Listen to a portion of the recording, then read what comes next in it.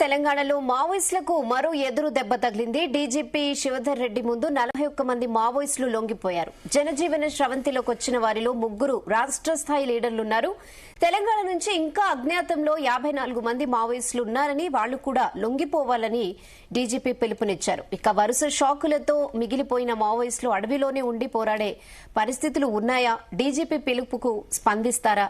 అసలు తెలంగాణలో మావోయిస్టులకు ఎలాంటి సిచ్యువేషన్ ఉండబోతోంది, దీనిపై అనాలిసిస్ చేద్దాం. ఎస్ భరత్. సో 41 మంది లొంగిపోయారు. 41 మందిలో 2 మాత్రమే తెలంగాణ, 39 మంది ఛత్తీస్గఢ్. నాకు తెలిసి లొంగిపోవడం కంటే వీళ్ళందరూ కూడా అరెస్ట్ అయ్యారు. ఆదిలాబాద్ లో కొద్దిమందిని అరెస్ట్ చేసినట్టుగా సమాచారం ఉంది. సో అరెస్ట్ చేసిన వాళ్ళని మన రాష్ట్ర ప్రభుత్వం ఆంధ్రప్రదేశ్ లో అయితే ఎన్కౌంటర్ చేశారు. బట్ రేవంత్ రెడ్డి చర్చలు అన్నారు కాబట్టి వాళ్ళు బహుశా వాళ్ళని లొంగిపోయినట్టుగా చూపించినట్టున్నారు. దాంట్లో కొద్దిమంది మాత్రమే ఆయుధాలు ఇచ్చారు. మిగతా వాళ్ళు ఆయుధాలు ఇస్తే వాళ్ళకి ఇంకా ఆయుధాలతో లొంగిపోతే రివార్డ్ ఎక్కువిస్తామని డీజీపీ అనౌన్స్ చేశారు. సో ఇంకా తెలంగాణ నుంచి మిగిలింది ఒక 50 మంది దాకా మాత్రమే ఉన్నారని చెప్తున్నారు డీజీపీ. మాట్లాడదాం. మనతో పాటు వి ప్రకాష్ గారు ఉన్నారు, అదేవిధంగా శరత్ గారు ఉన్నారు, ఏబీపీ మాజీ జాతీయ అధ్యక్షులు మురళీ మనోహర్ గారు కూడా ఉన్నారు. వి ప్రకాష్ గారు నమస్కారం. నమస్తే. సో 41 మంది లొంగిపోయారు. లొంగిపోవడం కంటే అరెస్ట్ అనుకుంటున్నాను నేను. అంటే బడే చొక్కారావు పేరు వస్తలేదు మరి, ఆయన ఏమైంది? ఎందుకంటే బడే చొక్కారావు ఉన్నాడు అని చెప్పి అన్నారు కదా. అవును, మరి ఆయన గురించి తెలంగాణ రాష్ట్ర కార్యదర్శి మావోయిస్ట్ పార్టీ ప్రచారం అయింది కదా. ఆ రోజు అన్ని ఛానల్స్ లో ఆయన పేరు ప్రస్తావించారు. మరి ఎందుకు ఇవాళ ఆయన పేరు రావట్లేదు? అంటే వారిని ఏం చేశారు? అసలు ఏదైనా కేసులో పెట్టారా లేకుంటే ఏంటనేది అర్థం కావట్లేదు. కాంగ్రెస్ ప్రభుత్వ పాలసీ అయితే ఎన్కౌంటర్లు చేయదు. మరి మరి ఆయన రేవంత్ రెడ్డి గవర్నమెంట్ వచ్చిన తర్వాత ఒక్క ఎన్కౌంటర్ కూడా చేయలేదు. ఒక ఎన్కౌంటర్ చేయలేదా? రేవంత్ రెడ్డి గవర్నమెంట్ వచ్చి చాలా జరిగినాయి. చేశారా? తెలంగాణ వరంగల్ డిస్ట్రిక్ట్ మూలుగాడవులలో జరగలేదా? ఏటున్నారం ఫారెస్ట్ లో జరగలేదా? మొన్ననే జరిగినాయి కదా. అంటే బూటకం ఎన్కౌంటర్లు బూటకమే, అన్ని జరిగినాయి బూటకమే. Cross fire ఎక్కడైంది? అక్కడ జరిగింది అన్ని బూటకమే కదా. ఓకే, వీళ్ళు కూడా అంటే ఇప్పుడు మొన్న ఆంధ్రప్రదేశ్ లో హిడ్మా ఇది జరిగినట్టు, మారేడుమిల్లో జరిగినట్టు అట్లా మరి ఆరోపించినట్టు అయితే కనిపించలేదు. జరిగినాయి, ఇక్కడ కూడా జరిగినాయి. ఒక దానిలో 7 చనిపోయారు, ఒక దానిలో 6 చనిపోయారు. ఇప్పుడు తాడ్వా ఏరియాలో ఫస్ట్ ఆయన అధికారంలోకి వచ్చినాక 2-3 నెలలకే అక్కడ మొలుగులో ఎన్కౌంటర్స్ జరిగినాయి కదా. అవన్నీ జరుగుతూనే ఉన్నాయి. అంటే కాంగ్రెస్ మొదటి నుంచి కూడా బూటకపు ఎన్కౌంటర్ లో వాళ్ళకే పేటెంట్ ఉంటది. ఎందుకంటే మన్మోహన్ సింగ్ కేంద్రంలో ప్రధానమంత్రి ఉన్నప్పుడు జరిగినన్ని బూటకపు ఎన్కౌంటర్స్ మొత్తం 57 ఏళ్ల చరిత్రలో జరగలేదు. ఓకే, దాదాపు 3000 మంది చంపేశారు. ఎవరు తెలంగాణ నుంచి ఇంకా ఇప్పుడు బడే చొక్కారావు, తర్వాత తిప్పిరి తిరుపతి దేవ్జీ కాకుండా ఇంకెవరు అగ్రనేతలు ఉందేవారు? 50 మందే మిగిలేరని చెప్తున్నారు తెలంగాణ. ఇవాళ లొంగిపోయిన 41 మందిలో సర్ప్రైజ్ ఏంటంటే తెలంగాణలో ఉన్నది తెలంగాణ వాళ్ళు 2. ఛత్తీస్గఢ్ వాళ్ళు 39 మెంబర్స్. వాళ్ళు ఏం చేశారంటే ఆదిలాబాద్ ఎంచుకున్నారు. గడ్చిరోలి మీదకి వెళ్ళి ఆ ఛత్తీస్గఢ్ నుంచి అట్లా ఆదిలాబాద్ కు వచ్చారు వాళ్ళు. అంటే ఇప్పుడు సిరివంచ దాటిన తర్వాత అట్లా ఆదిలాబాద్ కు వస్తారు కదా. కాబట్టి ఆ రూట్ ఎంచుకున్నారు. అక్కడ వాళ్ళకి షెల్టర్స్ దొరకలేదు. కోర్టు ఆపరేషన్స్ కూడా జరిగినాయి. వాళ్ళ ఇన్ఫర్మేషన్ దొరికింది. కొంతమందిని అరెస్ట్ చేశారు. అరెస్ట్ చేసిన వాళ్ళ ద్వారా ఎక్కడెక్కడ ఉన్న వాళ్ళందరినీ రప్పించుకున్నారు. వాళ్ళకి ఇప్పుడు షెల్టర్ కావాలి. అది జైలైనా లేకుంటే అది అడవి అయినా, అది ఆదివాసీ గూడాలైనా. ఛత్తీస్గఢ్ కాకుండా ఎందుకు తెలంగాణకు వచ్చారంటారు? నాకు తెలిసే ఇప్పుడు అరెస్ట్ వీళ్ళు వచ్చారన్న ఇన్ఫర్మేషన్ తో అరెస్ట్ చేశారు. బట్ ఆ లొంగిపోవడం ఛత్తీస్గఢ్ లో ఎందుకు లొంగిపోవట్లేదు అంటారు? అంటే అక్కడ పరిస్థితులు ఎట్లా తెలియదు కదా. అంటే మొన్న అక్కడ పెద్ద ఎన్కౌంటర్ జరిగింది కదా. మళ్ళీ ఇడ్మా తర్వాత కూడా అక్కడ చాలా మంది చంపేశారు. అందుకంటే ముందు బీజాపూర్ డిస్ట్రిక్ట్ లో పెద్ద ఎన్కౌంటర్ జరిగింది. కాబట్టి అక్కడ పరిస్థితి ఏందో తెలియదు. వాళ్ళు ఇక్కడ వస్తే సేఫ్ గా ఉండొచ్చు అనుకుని వచ్చారు. అక్కడ తెలంగాణ ఆంధ్రప్రదేశ్ ను ఒకప్పుడు మొత్తం ఇప్పుడు ఖాళీ అయిపోయిన వాళ్ళు మళ్ళీ తెలంగాణ ఆంధ్రప్రదేశ్ సేఫ్ హెవెన్ అని ఎందుకు అనుకుంటున్నారు? ఇక్కడ లేదు కదా భరత్ గారు, ఇక్కడ మూవ్మెంట్ లేదు, పోలీసు నిర్బంధం లేదు. ఇక్కడ వాళ్ళకి కొన్ని పరిచయాలు ఉంటాయి, వాటి ద్వారా వచ్చి ఇక్కడ షెల్టర్ తీసుకుందామని వచ్చారు. వాళ్ళు సరెండర్ కాదలుచుకుంటే మీరు అన్నట్టు ఛత్తీస్గఢ్ లో అయ్యేవాళ్ళు. వాళ్ళు సరెండర్ కావాలనుకోలే. వాళ్ళు ఇక్కడ కూడా వాళ్ళు సరెండర్ కాలేదు. వాళ్ళు ఏంటంటే అరెస్ట్ అయ్యారు.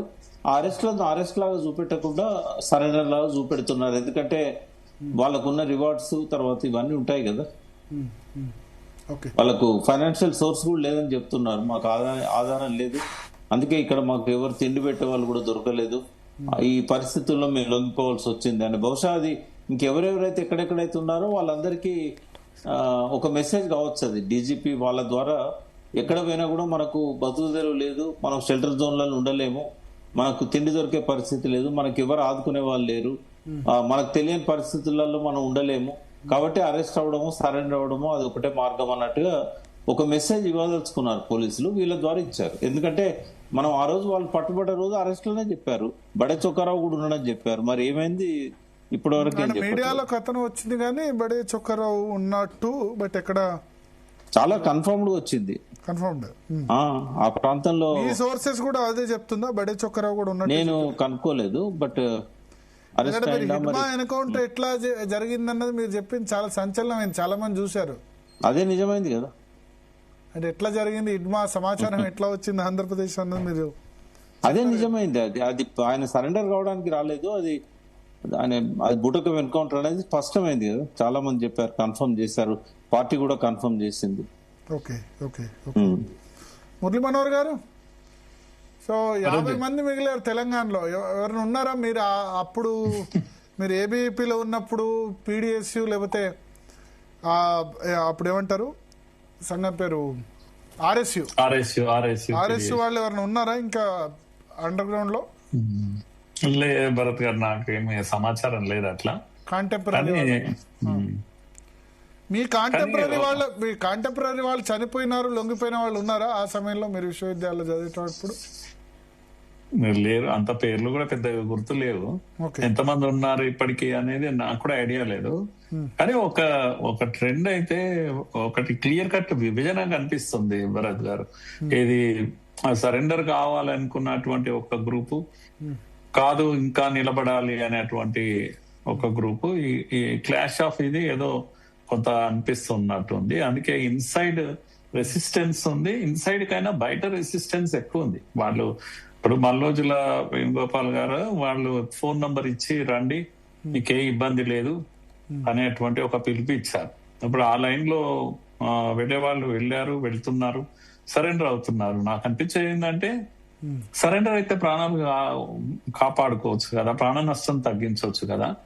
కనుక ఈ కన్ఫ్యూజన్ ప్రభుత్వము తర్వాత ఇతర బయట ఉన్న వీళ్ళు కూడా కొంత కోఆర్డినేట్ చేసి వీలైనంత వరకు ఎన్కౌంటర్స్ ను కాకుండా చేస్తే చాలా ఉపయోగం. ఉన్న వాళ్ళన్నా బ్రతకడం చాలా ముఖ్యం. మనుషులు ఎవరైనా సరే, సిద్ధాంతమైనా సరే, కానీ అందరం కోరుకునేది అదే. కనుక ఇప్పుడున్న 54 మంది 60 మంది ఎవరైనా మన తెలంగాణ వాళ్ళు కానీ ఇంకెవరు ఛత్తీస్గఢ్ కానీ వీళ్ళందరూ కూడా ప్రాణాలతో వస్తే ఎంత బాగుంటది అని అనిపిస్తుంది నాకు. మొన్న బహుశా మీరంతా కూడా చూసి ఉంటారు, దంతేవాడ ఒలింపిక్స్ జరిగాయి. సుమారుగా ఒక 700 మంది సరెండర్ అయిన వాళ్ళు, మిగతా ఆదివాసీలు చాలా మంది. అంటే ఆదివాసీల టోర్నమెంట్స్ అవన్నీ కూడా ఒలింపిక్స్ అని చెప్పేసి మేరీకామ్ చీఫ్ గెస్ట్ గా వచ్చింది, అమిత్ షా వెళ్ళారు. లాస్ట్ ఇయర్ కూడా జరిగింది అక్కడ. చాలా మటుకు ఏమంటాం, మెయిన్ స్ట్రీమింగ్ అంటాం కదా, వీళ్ళందరూ ఆదివాసీలు, నక్సలైట్లు, సరెండర్ అయిన నక్సలైట్లు, వీళ్ళంతా కూడా జనజీవన స్రవంతిలో కలవడానికి ఒక గొప్ప అవకాశం, చాలా ఆనందంగా అనిపించింది. అదేదో రెడ్ ఆర్మీ నక్సల్ ఆర్మీ లాగా కనిపించింది ఆ పరేడ్. కానీ చూస్తే అదేంటంటే ఇదంతా కూడా ఒలింపిక్స్ అని. అదేనా ప్రభుత్వం సైడ్ నుంచి ప్రాణ నష్టం జరగకుండానే వీలైనంత ఎక్కువ సరెండర్స్ కావాలి అని. ఇప్పుడు నిన్న మొన్న మీరు ఇచ్చిన ఈ రోజు రిపోర్ట్ లో కూడా వీళ్ళకు డబ్బులు కూడా వెంటనే ఇచ్చేస్తున్నారు అని. మన 84 మంది మావోయిస్టులు ఛత్తీస్గఢ్ లో సరెండర్ అయినప్పుడు 2.56 రివార్డు వాళ్ళ మీద ఉన్నది వెంటనే ఇచ్చేశారు, అక్కడే ఇచ్చేశారు. అట్లాగే 37 మంది తెలంగాణలో సరెండర్ అయినప్పుడు 1.40 crores అప్పటికప్పుడు ఇచ్చేస్తున్నారు. ఇదేంటి అంటే పాలసీ, ఇబ్బంది పడకూడదు వచ్చాక కూడా. కనుక ఇది వాళ్ళు సెటిల్ కావాలి తొందరగా, మళ్ళీ సెకండ్ థాట్ రాకూడదు. ఇటువంటి డెవలప్మెంట్ కూడా విపరీతంగా ప్రయత్నం జరుగుతుంది. కనుక సరెండర్ కావడానికి అందరం దోహదపడితేనే మంచిది, ఏ ఒక్క ప్రాణం కూడా పోకుండానే నా అభిప్రాయం. Okay okay. శరత్ గారు. సార్ 50 మంది ఉన్నారు తెలంగాణ నుంచి. సరే ఇక దేశవ్యాప్తంగా ఉంటే డీజీపీ ఇంకా కూడా ఎవరైనా సరెండర్ కాకపోతే నా దృష్టిలో ఇప్పుడున్న పరిస్థితులలో వాళ్ళు సరెండర్ అవ్వడమే కరెక్ట్ మార్గము. తర్వాత సరెండర్ అవ్వడానికి వాళ్ళకు ప్రాణ నష్టం జరగకుండా లేకపోతే ఇతరత్రమైన రక్షణ సదుపాయాలు కల్పించాలన్న ఒక న్యాయవాదిగా గతంలో సహకరించినట్టుగా ఇప్పుడు కూడా సహకరిస్తా అన్నదే నా ఆలోచన. రెండోది ఏంటంటే ప్రాణ నష్టాన్ని అయితే కాపాడాలి. Human rights protection must be there. It is not good ఆగరీ. అంటే మరి వీళ్ళు సెలెక్టివ్ గా సరెండర్ చేసుకొని కొంతమందిని వీళ్ళ ద్వారా ఇన్ఫర్మేషన్ గ్యాదర్ చేసి ఇంకో కొంతమందిని ఏదైనా రకంగా విక్టిమైజ్ చేస్తారు అనేది కూడా ఒక డౌట్ఫుల్ గా ఉంది. తర్వాత రెండోది ఏంటంటే చేస్తుందా కాంగ్రెస్ గవర్నమెంట్ చేస్తుందా? సరే మిగతా గవర్నమెంట్స్ అంటే సార్ ఇప్పుడు ఇక్కడ గవర్నమెంట్ అనగానే మీరు ఏదో రేవంత్ రెడ్డి అంత మొత్తం పోలీస్ డిపార్ట్మెంట్ మీద ఇక్కడి నుంచి అక్కడ దాకా కంట్రోల్ ఉంటది అనేటువంటి ఆ భ్రమలో ఏముండద్దండి. అంటే పోలీసులు ముఖ్యమంత్రిని కాదని కూడా ఎన్కౌంటర్ చేస్తారా? సార్ ఈ విషయాలు మనకు తక్కువ మాట్లాడితే బెస్ట్ గానీ విషయం ఏంటంటే సార్ నేను ఎందుకు మిమ్మల్ని అడుగుతా, మీరు హోమ్ కౌన్సిల్ స్టాండింగ్ కౌన్సిల్ పోయిన గవర్నమెంట్ లో అంత ముందు తెలుసు కాబట్టి సార్ ఎవరున్నా గానీ ఎవరున్నా పోలీసులు మాట వినరు నక్సలైట్ల విషయంలో మాత్రం, అంతేనా సార్? ఇప్పుడు అవన్నీ నేను చెప్పడం కరెక్ట్ కాదు, ఎందుకంటే చెప్పాలి. మీరు ఓపెన్ అప్ అవ్వాలి, అందుకనే అడుగుతున్నా నేను. సార్ ఒక విషయం చెప్తాను మీకు. కొన్ని ఏరియాస్ లలో కూడా గవర్నమెంటల్ వర్డ్ అనేది అంత కింది స్థాయి వరకు పర్కులేట్ కాదు సార్. రెండోది ఏంటంటే ఈ వైషమ్యాలు ఉంటాయి చూసినా లేదా, ఇంతమంది మా ఆఫీసర్లను చంపినారు, అంత అది చేసినారు ఇది చేసినారు, అట్లా వర్గశత్రు భావన పోలీసు అది కొంత ప్రివేల్ అవుతుంది. దాన్ని కంట్రోల్ చేయడం అనేది ఈవెన్ ముఖ్యమంత్రి వల్ల కూడా కాదు. సో కాబట్టి ఏంటంటే ఇట్లా కొన్ని ఇన్సిడెంట్స్ జరుగుతుంటాయి. తర్వాత రెండోది ఏంటంటే ఒక నెరేటివ్ ఏం బిల్డప్ చేసినారంటే ఈ మావోయిస్టులుగా లేకపోతే లెఫ్టిస్ట్ భావజాలం గల వాళ్ళందరూ దేశద్రోహులు, దేశానికి వ్యతిరేకము, ప్రగతికి వ్యతిరేకము అనే ఒక మొత్తానికి చాలా చక్కగా నెరేటివ్ అయితే చాలా బిల్డప్ అయింది సార్. అంతేందుకంటే ఇవాళ హ్యూమన్ రైట్స్ ప్రొటెక్షన్ కోసం అని మాట్లాడితేనే వీళ్ళంతా అర్బన్ నక్సలైట్స్ అనే ఒక నెరేటివ్ బిల్డప్ చేస్తా ఉన్నారు. అంటే ఇవాళ ఎట్లా తయారైందంటే ఒక రకమైన భావదారిద్ర్యం తయారైంది. భారత రాజ్యాంగం ప్రసాదించినటువంటి జీవించే హక్కు గురించి కూడా న్యాయవాదులమైన మేమే మాట్లాడద్దు అని అంటే మరి అది మేము మా వృత్తికి మేము ఏదైతే ప్రాక్టీస్ చేస్తామో రోజు దినసరి చర్యగా దాన్ని అవమానపరుస్తూ ఈ వృత్తిలో కొనసాగడం సాధ్యం కాదు. కాకపోతే నేను ఒక విషయం చెప్తాను. ఇదే స్ఫూర్తితో డీజీపీ గారు, ముఖ్యమంత్రి పదే అంటే పీరియాడికల్ గా వాళ్ళకు ఒక ఎష్యూరెన్స్ ఇవ్వాలి. ఏమని, మీరు ఒకవేళ ధైర్య సాహసాలు చేసో లేకపోతే ఏదన్నా ఒక పద్ధతిలో మీరు గనక సరెండర్ కాదలుచుకుంటే మీ ప్రాణాలకు నష్టం లేదు, మిమ్మల్ని పట్టుకొని కాల్చము, చంపము అని ఒక నమ్మకం సృష్టించే తీరుగా కొన్ని చర్యలు ఉండాలా. అట్లనే ఇప్పుడు ఒకవేళ సరెండర్ కావాలనుకున్న వాళ్లకు ఏ మార్గాల ద్వారా వాళ్ళ సమాచారం అందించాలో అనేది ఆ రకమైన స్ట్రాటజిక్ వ్యవహారాలు కూడా చేయాలనేది నా అభిప్రాయం sir. I welcome the surrenders rather than being killed in police encounter. ఎందుకంటే వాళ్ళలో చాలా మంది నిబద్ధత గల వాళ్ళు, ఒక ఆలోచనతోని ఒక ఐడియాలజీతో ఉన్నవాళ్ళు. వాళ్ళని మనము దారిదోపిడిగాళ్ళలాగానో, దొంగలుగానో, లేకపోతే నేరస్తులుగానో, హ్యాబిచువల్ అఫెండర్స్ గానో చూపెట్టడం అనేది it's not a correct view. And they have got certain ideas about social life, social fabric, and they want to fight for justice in a particular fashion. Maybe it is not acceptable to the modern democratic methods, but at the same time it is our duty to make them understand that the present is not the juncture at which you can take any adventurous step as such. You must surrender and you must protect yourself and you must participate in the mainstream of public life and try to inculcate democratic values, democratic procedures అని నా అభిప్రాయం sir. Murali Manohar గారు ఇప్పుడు ఒక మాట అన్నారు శరత్ గారు, left ideology ఉన్న వాళ్ళందరినీ ఆ విధంగా ఒక నేరేటివ్ బిల్డప్ చేస్తున్నారు అని చెప్పి. ఈ నరేటివ్ ఎవరు బిల్డప్ చేయలే. ఉదాహరణకు ఎన్కౌంటర్ అనగానే బూటకమే ఎన్కౌంటర్ అంటారు పిల్లలు కూడా. బడిలో ఇప్పుడు వీధిలో పోయి పిల్లల మధ్య రానండి అంటే ఈ నరేటివ్ అంత ఫిక్స్ చేశారు, ఎనీ ఎన్కౌంటర్ బూటకమే అనేది. ఇలా ఒక భాష. ఇప్పుడు నక్సలైట్లను ఈ దేశంలో అందరు కూడా అన్నాలు అంటారు. ఇదంతా నరేటివ్ కారణంగా ఏర్పడ్డది. అంటే అంత పెద్ద హీరో వర్షిప్ చేసి ఈ సోకాల్డ్ అర్బన్ నక్సలైట్స్ మీడియాలో చేసిన నరేటివ్ కారణంగా ఇన్ని రోజులు ఆ నరేటివ్ నడిచింది. ఇప్పుడు ఈ నరేటివ్ జనాలకు ఇప్పుడు పోతుంది. కనుక హింసలో తప్పకుండా జరిగేది ఏంటండి? హింసలో జరిగేది ఏముంటది? డిస్ట్రాయ్ జరుగుతుంది కదా. కనుక డెవలప్మెంట్ కు వ్యతిరేకమే కదా ఇది. రోడ్లు పోలేదు కదా, ఎర్ర బస్సులు పోలేదు కదా, ఇది అర్థమవుతుంది కదా. ఇది ఎవరో క్రియేట్ చేసేది కాదు ఈ నరేటివ్. ప్రజలు కూడా అర్థం చేసుకుంటారు కానీ స్లోగా అర్థం చేసుకుంటారు. కనుక ఇంత దూరం వచ్చాము, ఇప్పుడు అర్థమవుతుంది. గొప్ప విషయం ఏంటంటే పెద్దవాళ్ళు సోకాల్డ్ లీడర్స్, మల్లోజు లాంటి పెద్ద వాళ్ళు కూడా వచ్చి సరెండర్ కావడము, సరెండర్ కామని పిలిపివ్వడమే గొప్ప మార్పు. దీన్ని వెల్కమ్ చేయాల్సిందే మనం. ఇప్పటికి కూడా కొన్ని ప్రయత్నాలు జరుగుతున్నాయి. గ్రామాలు చల్లబడ్డాయి, అడవులు చల్లబడ్డాయి, మెల్లగా మూవ్మెంట్ స్టార్ట్ అయింది. ప్రజల పార్టిసిపేషన్, ఆదివాసీల పార్టిసిపేషన్, సరెండర్ నక్సలైట్స్ యొక్క పార్టిసిపేషన్, ఇదంతా కూడా మెయిన్ స్ట్రీమింగ్ అవుతున్నటువంటి సమయంలో ఇప్పుడు జలకు ఎక్కడొస్తుందండి? ఢిల్లీలో జేఎన్యూ దగ్గర వాతావరణము లేదా పర్యావరణం అనేటువంటి పేరు మీద బయటకు వచ్చేసి హిడ్మా 100 మంది హిడ్మాలు పుడతారు. ఇదంతా కూడా ఇంకేదో ఒక శక్తి, గ్రామాల్లో కాదు ఇప్పుడు పట్టణాల్లో ఇంకేదో శక్తి గట్టిగా ప్రయత్నం చేస్తా ఉంది. ఇంకా ఈ హింస కొనసాగాలి, ఇంకా ఈ రక్తపాతం కొనసాగాలి. వీళ్ళ కోరిక ఎవరికి? ఏసీ రూమ్ లో ఉన్న వాళ్ళ కోరిక ఇది. కనుక ఇది అక్కడక్కడ క్యాంపస్ లో ముందర వాటి ముందర బయటకు వస్తా ఉంది. ఇది కదా, దీనికి ఏ నరేటివ్ లేదు, కళ్ళకు కనపడుతున్నటువంటి నరేటివ్. హర్ఘర్ మే ఫిర్ హిడ్మా ఆయేంగే. కనుక మళ్ళా హిడ్మాలు కావద్దు అనేది నా కోరిక. ఇంకో హిడ్మా చావద్దు. అమాయకులు వాళ్ళు పాపం, ఆదివాసీలు, వ్యవసాయం చేసుకునే కుర్రాడు తుపాకీ పట్టుకున్నాడు, సాధించిండు, ఏదో ఒకటి సాధించిండు. కనుక రక్తపాతం జరిగింది, ఆయన చేతిలో పోలీసు వాళ్ళు చనిపోయారు. ఎందుకు ఆయన స్పెషలిస్ట్ అయ్యాడో నాకు తెలియదు. పోలీసులను చంపడానికి ఎవరు అంటే హిడ్మా. పెద్ద నాయకులు ఎవరు పోలీసులను చంపిన బదలాం లేడు, బదలాం ఆయన్నే. దాని పరిణామమే నేను అనుకుంటున్నా ఇప్పటికి కూడా. ఎన్కౌంటరా బూటకం ఎన్కౌంటర్ నాకు తెలియదు కానీ పోలీసులు టార్గెట్ చేసి ఉంటారు అతన్ని తప్పకుండా. కనుక ప్రభుత్వాలు అనుకున్నా కూడా, మీరు అన్నారు చూడండి ఇంత మొదలు రేవంత్ రెడ్డి గారు ఆపలేరా ఇదని, కానీ అట్లా కాదు కదా. అక్కడ ఒక వాతావరణం ఏర్పడ్డది. ఏమైనా సరే ఈయన చంపేయాలని పోలీసులు అనుకున్నారో ఏమో, ఎందుకంటే వాళ్ళు పోగొట్టుకున్నారు కనుక. అమాయకుడు హిడ్మాను ముందర పెట్టి పోలీసులను చంపించి ఆయుధాలు ఎత్తుకొచ్చి పోలీస్ స్టేషన్ల నుంచి ఆయుధాలను ఎత్తుకొచ్చేవాడు హిడ్మా, వీళ్ళందరికీ సప్లై చేసేవాడు హిడ్మా.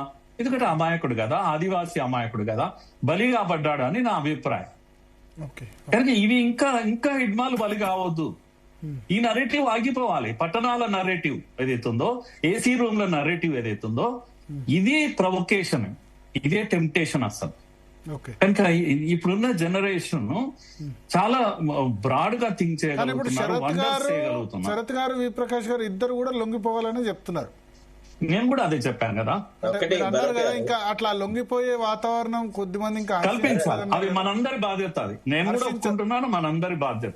భరత్ గారు ఒక విషయం, భరత్ గారు ఒక్క మాట మాట్లాడాలి దయచేసి, ఏమనుకోవద్దు. ప్రకాష్ కూడా కొద్దిగా యూ షుడ్ పార్డన్ మీ.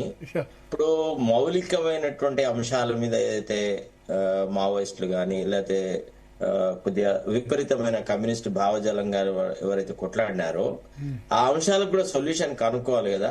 ఇప్పటికీ పోడు భూముల సమస్య ఇంకా అట్టనే ఉంది కదా. ట్రైబల్స్ కి ఎన్నో రకాల నిధులను మనం కేటాయిస్తున్నట్టు నాటకాలు చేసినా సాయుధ పోరాటం కొనసాగాల. కనుక సాయుధ పోరాటం, అరే మీరు డెమోక్రసీలో ఉన్నారు, మీరు రాజకీయాలకు రావాలి, మీరు ఈ సమస్యలన్నీ పరిష్కరించాలి. మనకు దిక్కు democracy. Don't try to blame only others. ఇప్పుడు హింసను ఆగాలి అంటే అర్థము ఆ సమస్యలు పరిష్కారం కాకూడదు, అవి అలాగే ఉండాలి. ఎవరు కోరుకుంటారండి? సమస్యలు పరిష్కారం కావాలి. ఇవన్నీ కూడా నిరుపేదల సమస్యలు పరిష్కారం కావాల్సిందే. కనుక వంకబెట్టి సాయుధాలు అనేది సరి అయింది కానే కాదు, నేను గట్టిగా చెప్పగలుగుతున్నా. ఇది don't prejudice the issue sir, మేము అట్లా అనలేదు. నేను అనేది ఏమంటే యాక్చువల్లీ ఈ ఇష్యూని instead of treating it as a law and order problem, it ought to have been dealt with as a socio economic issue. is also a fight by the downtrodden sections for their legitimate rights అనే యాంగిల్లో ఆలోచించి కొన్ని వ్యవహారాలు జరగాలి. ఇంకా కూడా వాళ్ళకు కూడా ఒక రకమైన వాతావరణం సృష్టించాలి. ఏమని మనం ఏదైతే చేయదలుచుకున్నామో, దేనికోసమైతే ఏదైతే మనం కొట్లాడుతున్నామో ఈ ఎన్నికైన ప్రభుత్వాలు కూడా ఆ పక్కన ఆలోచిస్తున్నాయి, ఆ రకంగా డెవలప్మెంటల్ యాక్టివిటీస్ చేస్తున్నాయని కాన్ఫిడెన్స్ క్రియేట్ చేయాలని towards that direction I was talking. But at the same time you suddenly jumped in to the conclusion that I'm advocating something అని. అట్లా చాలా పొరపాటు. ఇప్పుడు నేను ఒక విషయం చెప్తాను sir. Do you deny that 75 years of period in a republic is a very small period in which you could have never concentrated on these segments which have never seen the developmental cake? చెప్పండి ఒక మాట. మనం కూడా కొన్ని విషయాలు మాట్లాడుకోవాలి sir. నిష్పక్షపాతంగా ఒక్క నిమిషం please let me complete.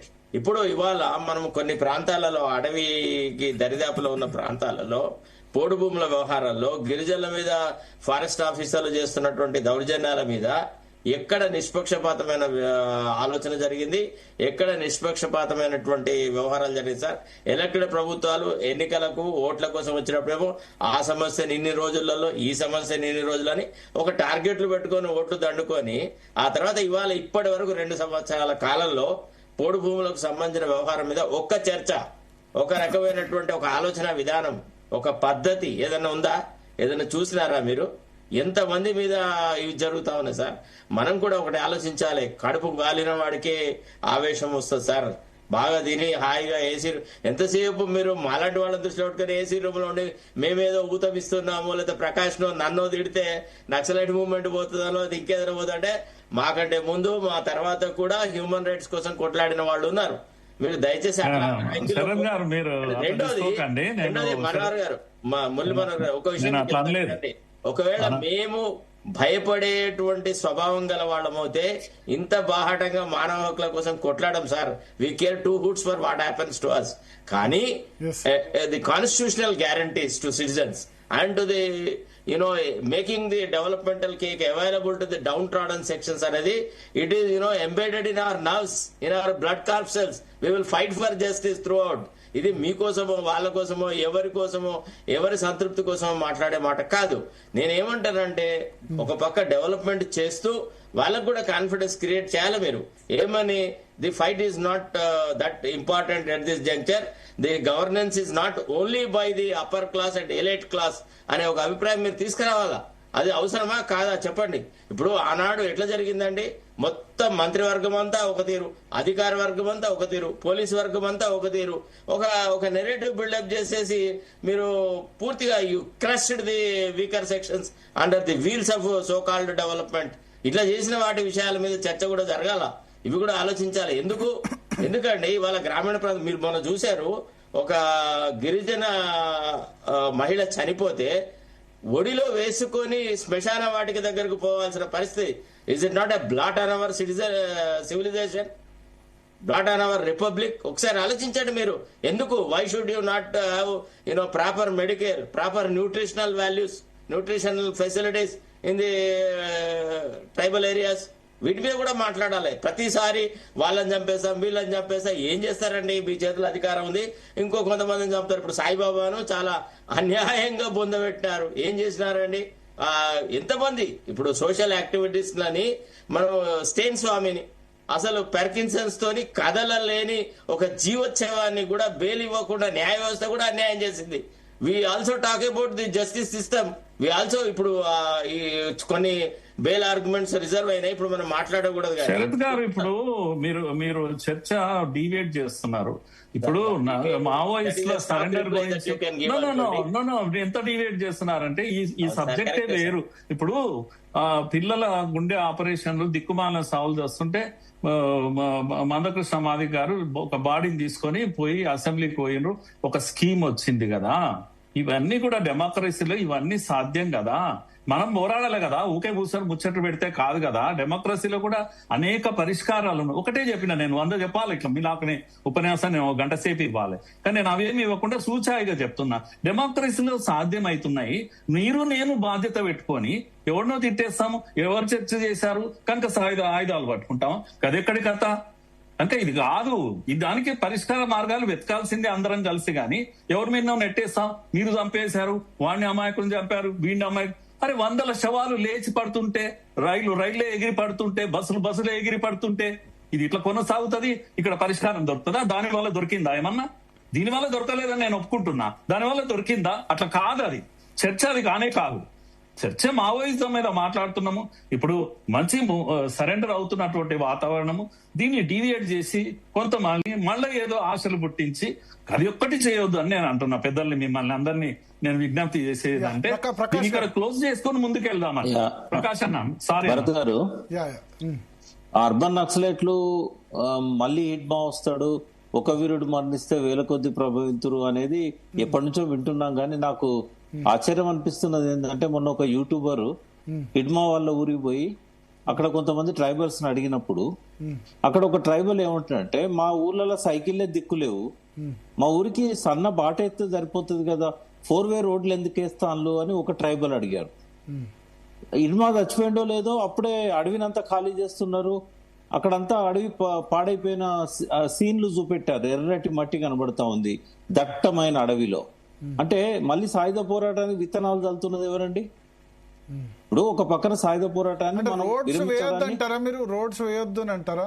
A road వేయాలి? ఎవరు అడిగినండి? ఇప్పుడు రోడ్లు వేయకపోతే 4-వేస్ రోడ్డా? 4-వేస్ రోడ్ అనేది ఇప్పుడు మా కరీంనగర్ జిల్లాను తీసుకుందాం, సారంగపూర్. నేను కరీంనగర్ గురించి మాట్లాడతాను. ఇవాళ మారిపోయింది. 20 సంవత్సరాల క్రితం మందుపాతర్లు, ఒక్క నిమిషం గన్లు, కరీంనగర్ మారిపోయింది కదా అంటే డెవలప్మెంట్ అండి. ఒక్క నిమిషం. మహాముత్తారం అడవిలో అసలు బస్సే పోని ఊర్లకు 4-వే రోడ్ అవసరం అండి? ఇడ్మా ఊరు ఎట్లున్నది మీరు చూసారా? అంటే నేషనల్ హైవేస్ డెవలప్ అయితే మంచిదే కదా. ఇప్పుడు నేషనల్ హైవే కోసం వేయలేదు, అది బాక్సైడ్ తీయడానికి వేశారు, మైనింగ్ కోసం వేశారు. సరే, మైనింగ్ అంటే మన మైనింగ్ అంటే సింగరేణి కూడా మైనింగ్. అట్లా మీరు దాన్ని డైవర్ట్ చేయకండి దయచేసి. నేనేమంటున్నా అంటే, నక్సలైట్ ఛత్తీస్గఢ్ లో సరెండర్ అవుతున్నారు లేదా లొంగిపోతున్నారు, కాల్చివేయబడుతున్నారు, బానే ఉంది. మరి వాళ్ళు దేనికోసం గన్నులు బట్టి ఇంతకాలం పోరాడినండి? ఆ అటవీ సంపదను కాపాడాలని కదా, ఆదివాసుల హక్కులను కాపాడాలని కదా. ఆ మైనింగ్ అవసరమా? ఇప్పుడు ఇక్కడ నుంచి చైనాకి ఎందుకు ఎక్స్పోర్ట్ చేస్తాను? చైనా లేదా బాక్సైట్? వాళ్ళేమో నిల్వ చేసుకుంటారు ఫ్యూచర్ ఎందుకు చేయట్లేదు? బొగ్గు కూడా తీసుకుపోతున్నారు. ఎందుకంటే వాళ్ళ దగ్గరనేమో ఖనిజ సంపద బయటికి తీయరు, వాళ్ళు 100 సంవత్సరాల కోసం నిల్వ పెట్టుకుంటారు, మనమేమో మొత్తం తోడేసి అమ్ముకుంటా ఉంటాం. ఇప్పుడు నేను అనేది దట్టమైన అడవులకు 4-వే అవసరమా? అది ఎవరి కోసం వేస్తాను? ఆదివాసుల కోసం వేస్తానులా? అంటే ఇట్లనే పోతుంటే మళ్ళీ సాయుధ పోరాటాలు. రోడ్డు డెవలప్మెంట్ వల్ల, సెల్ ఫోన్ టవర్ మన తెలంగాణలోనే చూసాం కదా ఎంత డెవలప్మెంట్ జరిగింది అంటే. రోడ్డు అంతే ఎంత ఏది డెవలప్మెంట్ అంటే ఏది?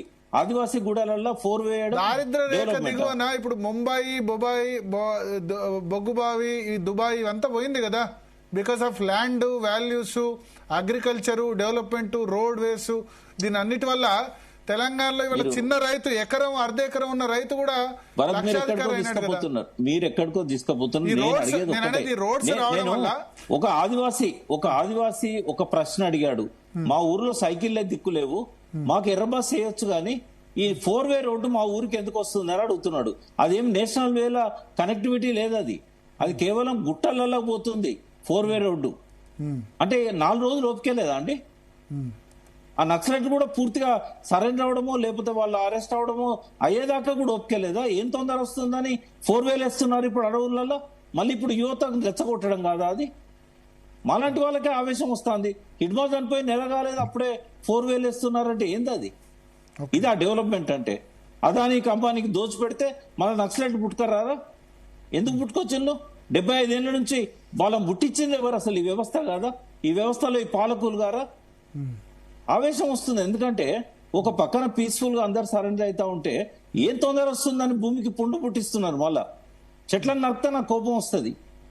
అవసరమా అడవులలో చెట్లను నరకడం? అదేనా డెవలప్మెంట్ అంటే? 4-వేలు డెవలప్మెంటా? ప్రభుత్వాలు ఆలోచించాలండి.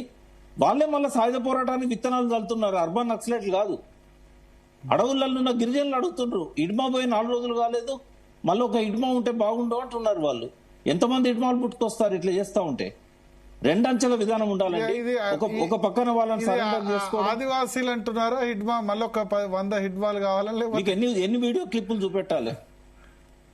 మనకు రఘుని అడగండి ఇస్తారు. తొలి మరి వెలుగు నేను రఘు. అనేది ఛత్తీస్గఢ్ లో అయింది మరి ఆదివాసీ బిడ్డనే, ఒడిశాలో అయింది ముఖ్యమంత్రి నేను ఆదివాసీ అనేది బిడ్డనే, వాళ్ళు ఏ ఆశయాల విష్ణుదేవ్ కోసం సాయి పోరాడారు? ఆదివాసీ బిడ్డనే, అక్కడ ఒడిశాలో అయింది ఆదివాసీ బిడ్డనే, మోహన్ కుమార్ మాజీ ఒక నిమిషం భరత్ గారు, ఈ చర్చను కొంచెం పక్కదారి పట్టియకుండా నేను చెప్పేది వినండి. రెండంచెల విధానం ఉండాలి అంటున్నా. ఒక పక్క నక్సలైట్లను సరెండర్ గా మనం అడగండి, రివార్డులు ఇవ్వండి, వాళ్ళ సాయుధ పోరాటాన్ని విరమించడానికి అన్ని చర్యలు తీసుకోండి. కానీ ఇంకో పక్కన వాళ్ళు దేనికోసం ఆయుధాలు పట్టిందో మళ్ళా ఆ పరిస్థితిని తలెత్తేటట్టు చేయొద్దు అంటున్నాను నేను. 4 రోజులు ఆగొచ్చు కదా. నేను చెప్పింది ఏంటంటే ఇప్పుడు ఛత్తీస్గఢ్ సీఎం ఉంది ట్రైబల్ లీడరే, రాష్ట్రపతి ట్రైబలే, ఒడిశా ముఖ్యమంత్రి ట్రైబలే, పక్కన ఉన్న జార్ఖండ్ సీఎం ట్రైబలే. దోచుకునే వాళ్ళు సింహాలు లాగా దోచుకునే వాళ్ళు సింహాలు లాగా పులులు లాగా ఉంటారా? మన మధ్యనే ఉంటారు కదా. అంటే ఆ కమ్యూనిటీ నుంచి అయినారు కదా అంటున్నాను నేను అనేది. ఆ కమ్యూనిటీ వాళ్ళు ఆ కమ్యూనిటీకి మేలు చేస్తున్నారా? ఆ పార్టీకి మేలు చేస్తారా? ఆ పార్టీ పరిధిలో ఉన్నప్పుడు ఆ పార్టీకి మేలు చేస్తారు, ఆ పార్టీ స్టాండ్ ప్రకారం పోతారు. వాళ్ళే కదా సల్వతుడులు తయారు చేసిన ఎవరు ట్రైబల్ కదా. ఎంతమందిని నరికేసిండు, ఎంతమందిని చంపిండు, ఎన్ని గుడిసెలు తలగబెట్టించిండు. కానీ ఇట్ సేమ్ టైం మావోయిస్టులు కూడా మరి అదే విధంగా గొత్తి కోయలు దాన్ని ఎవరు సపోర్ట్ చేయరండి. నేను ఏమంటున్నా అంటే దాన్ని ఎవరు సపోర్ట్ చేయరు. చెప్పారు ఇక్కడ మీరు ఫోకస్ చేయాల్సిన అంశం ఏంటంటే ఏ ఆశయాల కోసం నక్సలిజం పుట్టిందో ఆ ఆశయాలను మళ్ళీ నక్సలైట్ పుట్టకుండా నెరవేర్చాల్సిన అవసరం ఉంది. వాళ్ళు అడవులు నరకొద్దు అన్నారు, వాళ్ళు భూగర్భ ఖనిజాలు దోచుకోవద్దు అన్నారు, అడవులకు 4-way వేయొద్దు అన్నారు. ప్రయాణ రవాణా సౌకర్యాల కోసం మీరు బాటలు వేయండి కానీ, ఎర్ర బస్సుల కోసం బాటలు వేయండి కానీ, పెద్ద పెద్ద ట్రక్కుల కోసము ఖనిజ సంపద దోచుకొని పోవడానికి అంటే నేను అనేది వాళ్ళని వెల్కమ్ చేద్దాం. సాయుధ పోరాటాన్ని ఆపినందుకు సరెండర్ కావడాన్ని వెల్కమ్ చేద్దాం. కనీసం ఈ దోపిడీ పద్ధతులను కూడా ఆపడానికి ఇష్టం లేకపోతే ఎట్లా? మళ్ళీ పుట్టుకరారా? ఒక పక్క వీళ్ళని సరెండర్ కమ్మంటూనే మళ్ళీ నక్సలైట్లను పుట్టించే విధంగా సాయుధ పోరాటానికి విత్తనాలు ఎందుకు చల్లుతున్నారా అంటున్నా నేను. మురళీ మనోహర్ గారు, నేను ప్రకాష్ అన్నతో నేను ఈ విషయంలో కాస్త విభేదిస్తున్నా. సరే వారు ఆవేశం వస్తుండొచ్చు, కానీ నా పాయింట్ ఏంటంటే మావోయిజము నక్సలిజము చివరకు ఏడికిపోయిందంటే ఇప్పుడు ఈ డిబేట్ లో అడవులను కాపాడనికనే మావోయిజం ఉంది, భూగర్భ ఖనిజాలను కాపాడడానికే మావో అనేవాడు చైనాలో పుట్టాడు అన్న వరకు పోయింది. కనుక మొత్తం పట్టణాలు ఇక్కడ తెలంగాణలో ఇవన్నీ ఖాళీ చేసి చివరకు ఛత్తీస్గఢ్, అంబుజ్గఢ్ అక్కడికి వెళ్ళిపోయింది.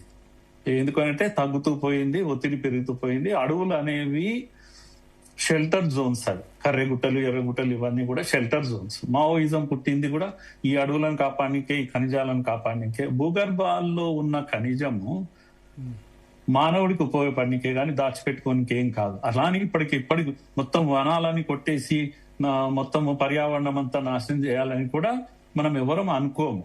కానీ పాలసీ ఉంటుంది, దాని ప్రకారం ఇప్పుడు ఉదాహరణకు సింగరేణిని తెవుతూ పోయాం. ఇక్కడ కార్మికులు అంతా మనవాళ్ళే. ఇప్పుడు బొగ్గు తీస్తూ పోతున్నాం. అదొక్కటే కాదు కదా, బళ్ళారిలో బంగారు గనులు అన్నాం, తవ్వుతూ పోతున్నాం. ఎక్కడెక్కడో ఉన్నాయి. ఇదంతా ఎవరి సంపద? ప్రజల సంపదే కదా. అంటే ఇప్పుడు ఇవేంటివి మినరల్స్, ఏవైతే వాల్యుబుల్ మినరల్స్ అన్ని కూడా ఇప్పుడు భూమిలో నుంచి వస్తున్నాయో చైనా అత్యధికంగా ఉంది, ప్రపంచాన్ని నడిపిస్తుంది. మన దగ్గర కూడా ఉన్నాయి కదా, పెట్రోలియం మనం తీస్తున్నాం కదా. ఇదంతా కూడా ఎవరి కొరకు? అంబానీ కోసం, అదాని కోసమా? ఇవో రైమింగ్ వర్డ్స్ ఇవన్నీ కూడా. ఎవడో ఒకడు తీస్తాడు, భూమి నుంచి తీస్తాడు, వానికి ఒక కాంట్రాక్ట్ ఇస్తారు. ఇన్ని రోజులేమో టాటాలు, బిర్లాలు ఫ్యాషనబుల్ వర్డ్. దోపిడీదారులు అంటేనే ఈ దేశంలో ఎవడైనా కూడా చెప్పేది టాటాలు, బిర్లాలు. చివరకు తేలింది ఏంది? వాళ్ళే అభివృద్ధి కారకులు, వాళ్ళే ప్రొడక్టివ్ గా పనిచేశారు. చివరకు టాటాలకు, బిర్లాలకు పూజలు చేస్తా ఉన్నారు. కనుక విషయం అది కాదు. ఏంటంటే ఈ రైమింగ్ తోటి కాదు, విచక్షణ ఉండాల్సిందే, పాలసీ స్టడీ చేయాల్సిందే. ఇప్పుడు చిన్న హైదరాబాద్ సెంట్రల్ యూనివర్సిటీ కాడ గింత నేల దవ్వుతే గగ్గోలు పెడితే సుప్రీంకోర్టు ఒక వాట పెట్టంగానే రేవంత్ రెడ్డి కామ్ అయిపోయినటువంటి పరిస్థితి. ఒక ప్రశ్న అడుగుతా సార్. ఛత్తీస్గఢ్ ఖనిజ సంపద పక్కకు పెట్టండి. వరుసగా నెల రోజులల్లా 2 చెక్ డ్యాములు వేల్చేశారు మంత్రి దగ్గర. ఒకవేళ తాడిచెర్లనే ఇదివరకు నక్సలైట్ షెల్టర్ జోన్, అది ఒక్క నక్సలైట్ ఉన్నా కూడా ఈ ఇసుక మాఫియా ధైర్యం చేసేదా? పోనీ మరి ఒక చెక్ డ్యామ్ పేల్చేసినాక పోలీసులు కనుక, ఒక నిమిషం 1 minute, ఒక చెక్ డ్యామ్ పేల్చేసినాక ఎఫ్ఐఆర్ ఇష్యూ అయింది. గవర్నమెంట్ ఇంజనీర్లే చెప్పారు బ్లాస్ట్ చేశారు, మేమంతా పోయినాం, నిజ నిర్ధారణ కమిటీ ద్వారా పోయి నిరూపించడం ఇది బ్లాస్ట్ అని. 28 రోజులైనా కూడా ఒక్కరిని కూడా అరెస్ట్ చేయకపోతే దాని కింద ఉన్న ఇంకో చెక్ డ్యామ్ పేల్చారు. శ్రీధర్ బాబు ఊరు పక్కన ఉన్న చెక్ డ్యామ్ పేల్చారు. ఇప్పుడు అంటే నేనేమంటున్నా అంటే 2 అంచెల విధానం ఉండాలి. మీరు నిజంగానే ప్రభుత్వ తరఫున మైనింగ్ చేసినట్టయితే ప్రభుత్వ అవసరాలకు చేసిందని అనుకోవచ్చు.